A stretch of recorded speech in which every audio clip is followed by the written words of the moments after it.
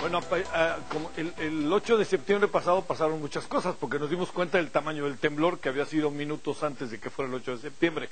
Pero el 8 de septiembre también inició formalmente el proceso electoral 2018, que nos llevará a las elecciones del próximo 1 de julio. Recuerdes, 1 de julio la elección, en donde van a estar en juego más de 3,000 cargos de elección popular, entre ellos la presidencia de la República. La gran pregunta que nos hacemos es: ¿qué tan preparados estamos para el proceso?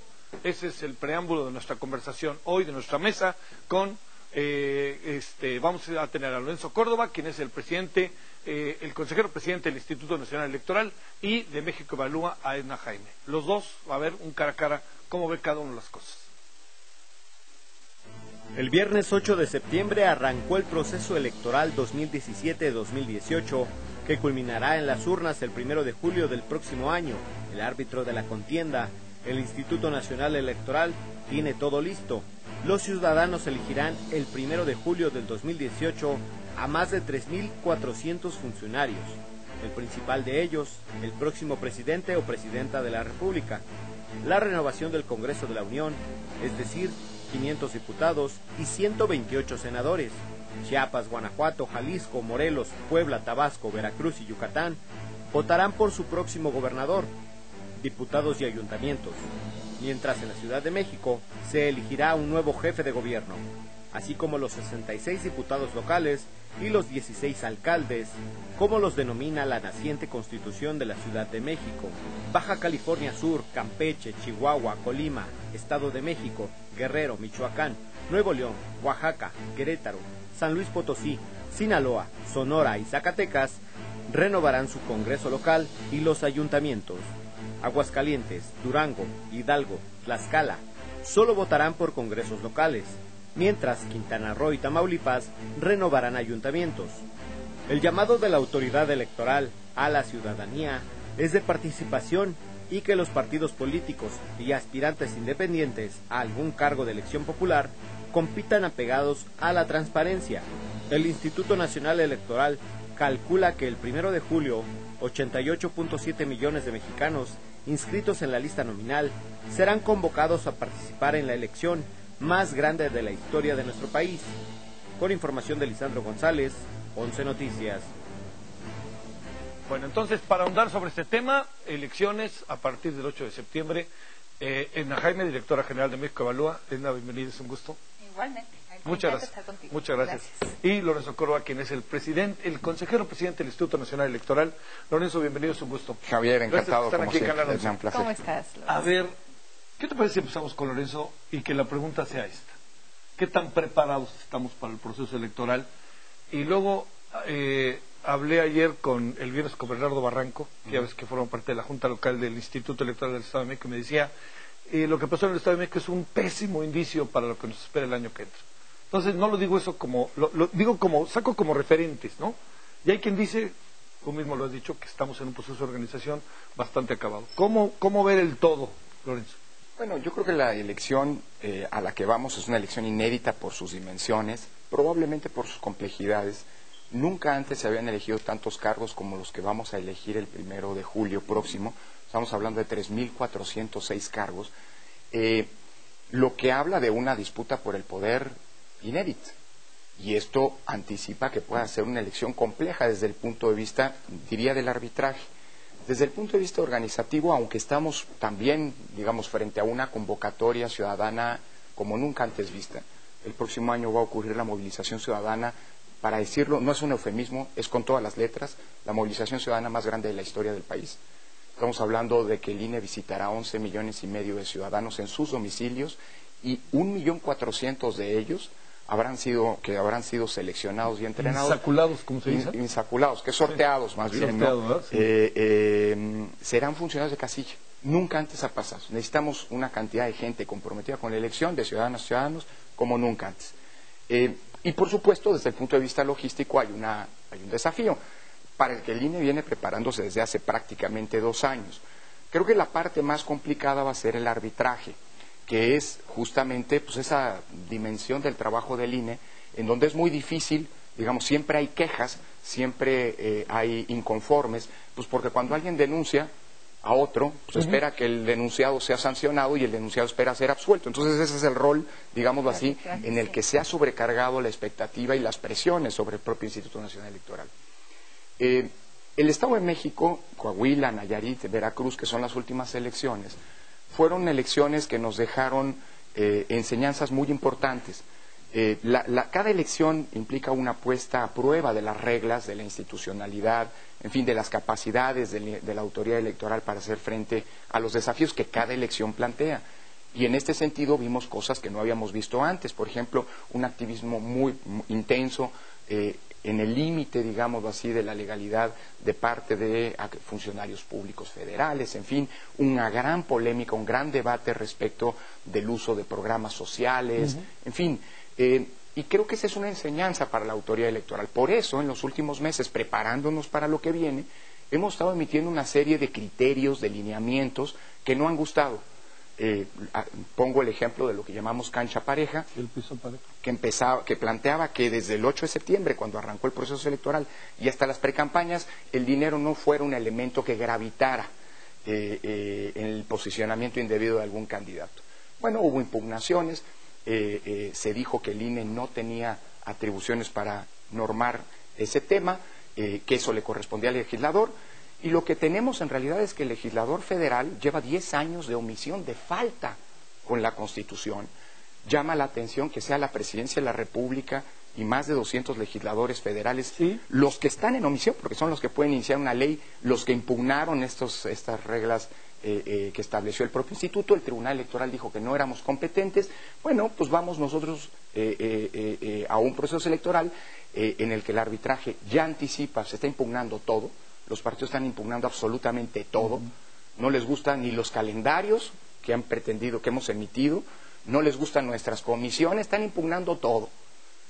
Creo que pues en un juego en el que se juega o al límite o bueno, se hacen trampas, pues no gusta que el árbitro esté emitiendo regulaciones.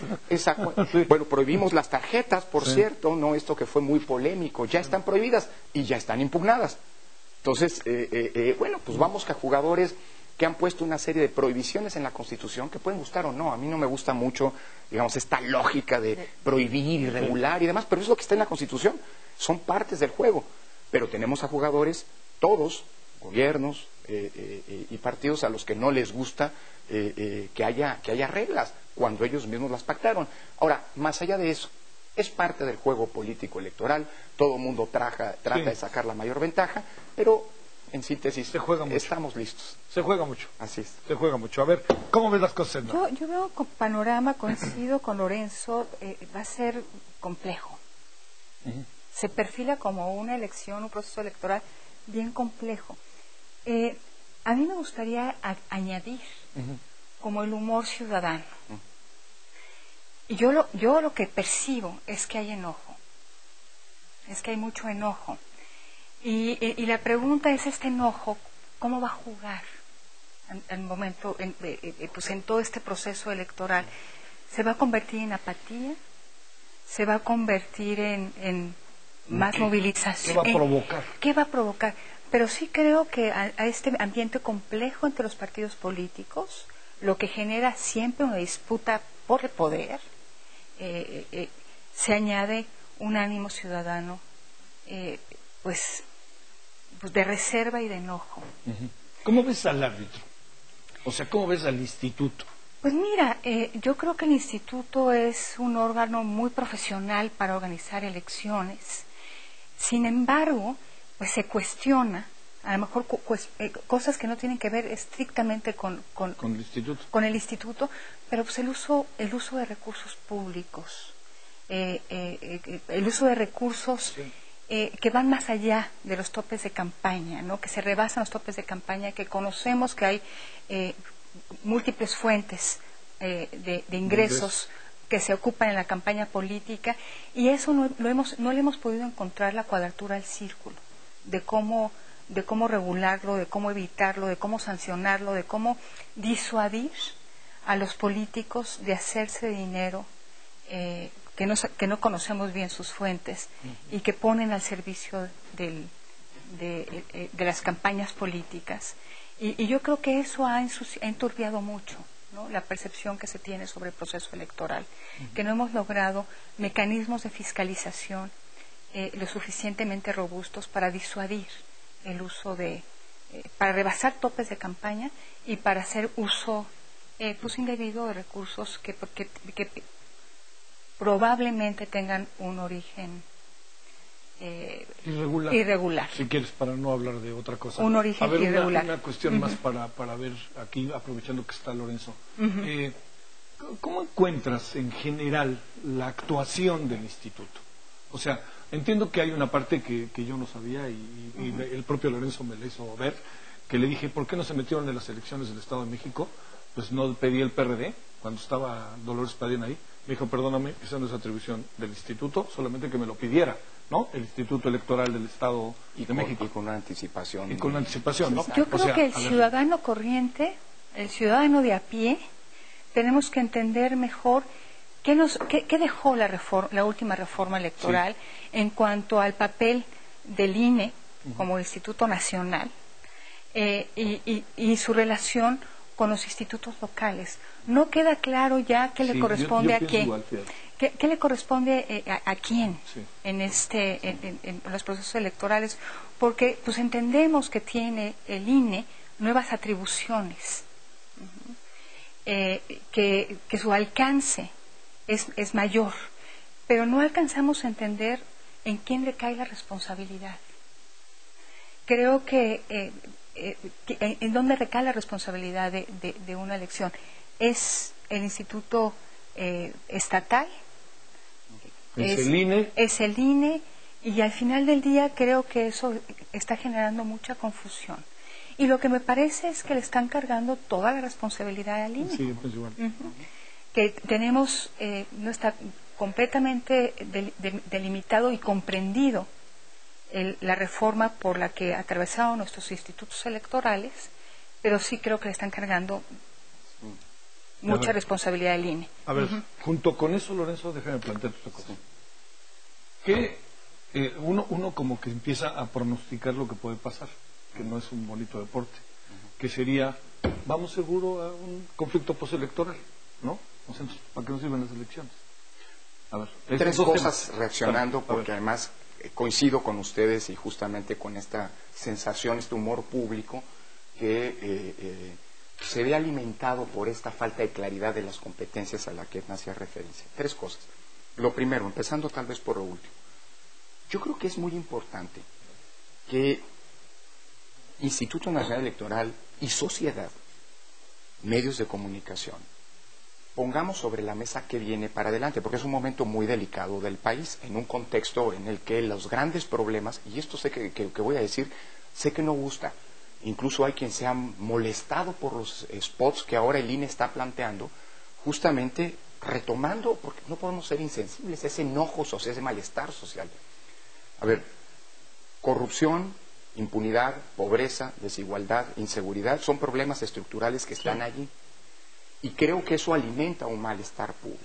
Ahora, yo creo que es bien importante que, dado que esos problemas están allí, no juguemos al rol que están jugando muchos actores, prácticamente todos, de ver la elección del próximo año como el último chance, la última oportunidad, la última parada del país como sociedad. No quiero menospreciar, después de haber dicho todo lo que está en juego en términos de poder político, esas elecciones, nada más faltaba. Pero yo creo que sí hay que poner énfasis en una cosa. Estas elecciones no van a ser de ganar y perder. Nadie va a ganar todo y nadie va a perder todo. Y quien gane la presidencia va a tener que hacer con toda seguridad las cuentas con un Congreso dividido como ha ocurrido en los últimos 20 años. Es decir, la sociedad mexicana es una sociedad que ha apostado por gobiernos divididos y todo indica, vista la pluralidad, visto las intenciones de voto, que falta todavía mucho, pero que hoy ya estamos viendo, que el Congreso, o sea, que lo que vamos a tener el 1 de julio, en realidad no es una disputa por el poder, sino una distribución del poder. Nadie va a ganar todo y nadie va a perder todo. Esto va a servir para temperar, digamos así, las expectativas respecto de lo que está en juego.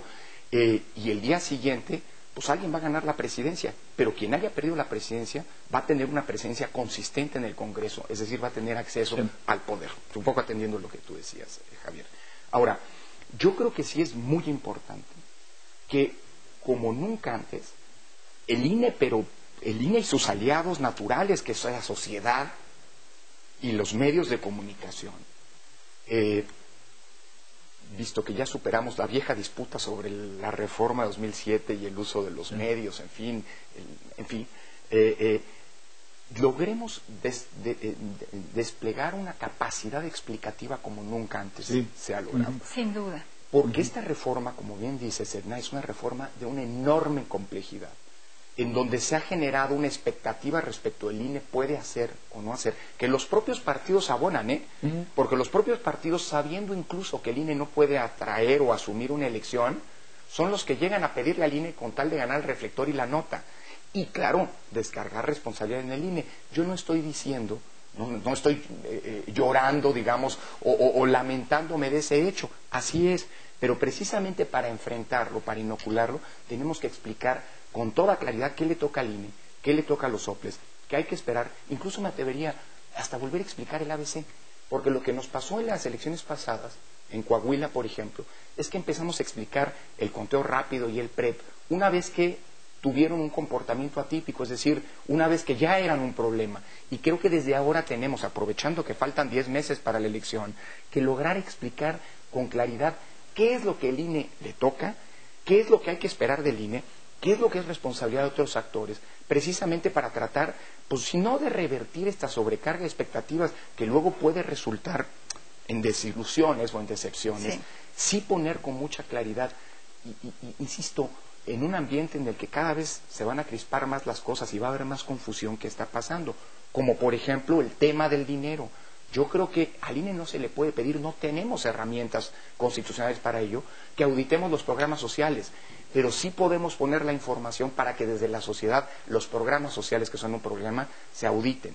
Tenemos que explicar cómo estamos fiscalizando y cómo, por ejemplo, en las últimas elecciones, paradójicamente esa sensación pública de que el dinero está llegando a carretadas y corrompiendo todo, el INE logró identificar en las últimas elecciones una cantidad de dinero que no habían reportado los partidos y que entró como gasto de campaña inédita. Es decir, yo creo que una alianza de la misma sociedad y los medios para generar contextos de exigencia a los actores políticos, incluidos el propio Instituto Nacional Electoral. El INE no quiere condescendencias, el INE quiere que se le escrute, queremos que se escrute también al tribunal, pero sobre todo a los actores políticos. Entonces, digamos, esa alianza es indispensable, digo yo. No tengo duda que hay que explicarlo muy bien, porque finalmente el INE tiene un marco de actuación que lo establece la Constitución, que lo establecen las leyes, etcétera.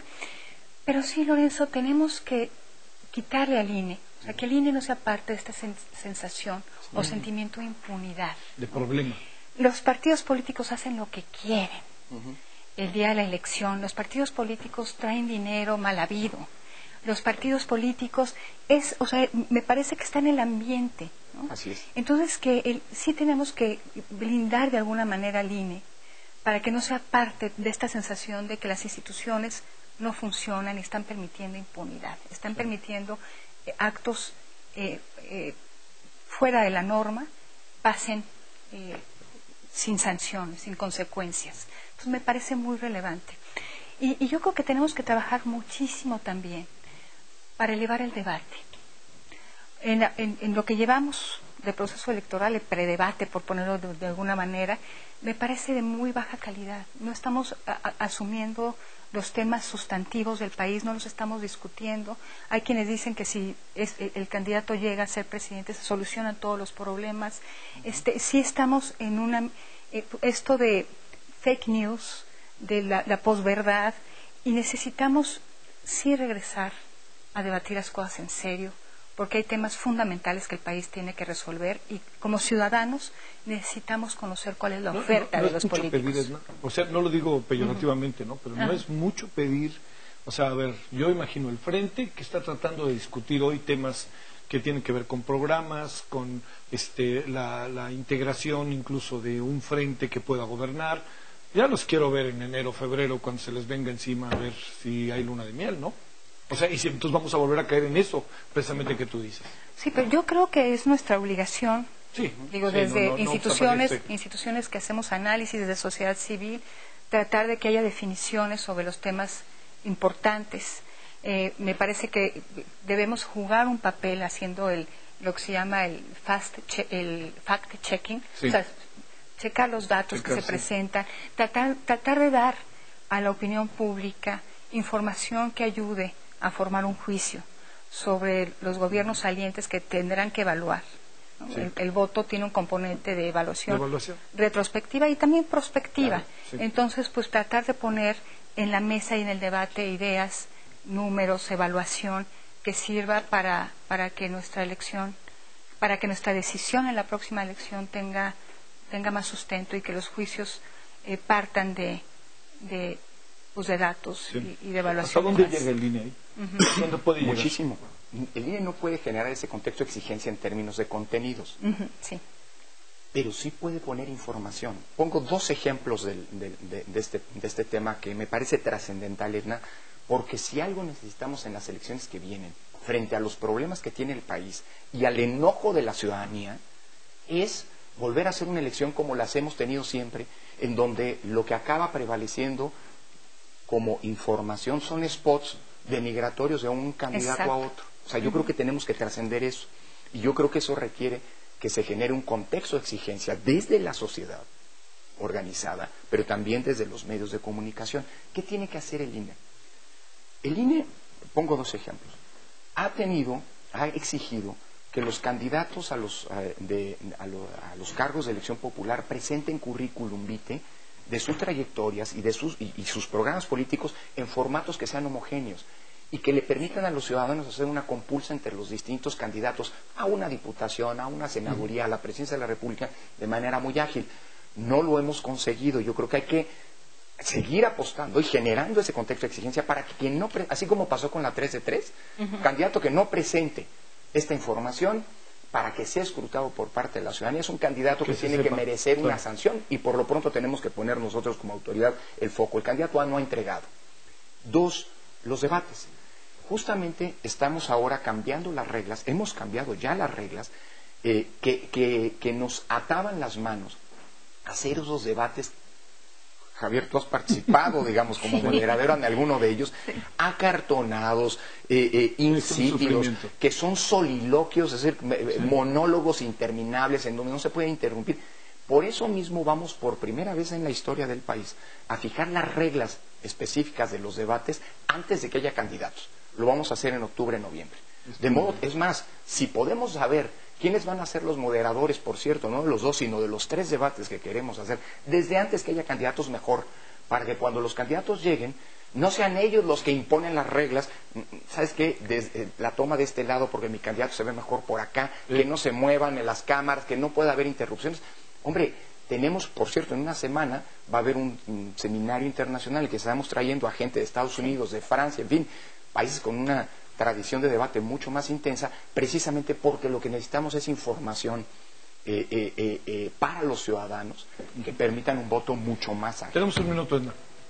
Bueno, es importantísimo que la gente sienta que la próxima elección hay mucho en juego, que podemos cambiar el país, que el enojo no se convierta en apatía, sino en una participación informada. Finalmente es lo que tenemos, el voto, para poder incidir. Hay muchos otros mecanismos, pero el momento estelar es el voto. Entonces, llegar bien preparados, llegar informados, exigir mucho más calidad de nuestros políticos al momento de debatir sus ideas, y tenemos una agenda importantísima para este país en los próximos años. Entonces, una buena oportunidad para desahogarnos es votar responsablemente. Y el voto sirve. Sí. En 3 años, los últimos 3 años, ha habido más alternancias que nunca antes en un periodo igual en la historia del país. El voto sirve. Lorenzo, muchas gracias. Al contrario, muchas gracias que vinieron gracias. aquí a Canal C. Edna, muchas Al gracias. contrario, Gracias. muchas gracias. Bueno, gracias que estuvo con nosotros aquí en el noticiario. Hacemos una pequeña pausa y acompáñenos. Guadalupe Vergara Quesada, atleta paralímpica. Un muy buen personaje. Va a ver usted por qué. Y de estos personajes que una situación les cambió la vida y supieron cómo actuar ante esa adversidad.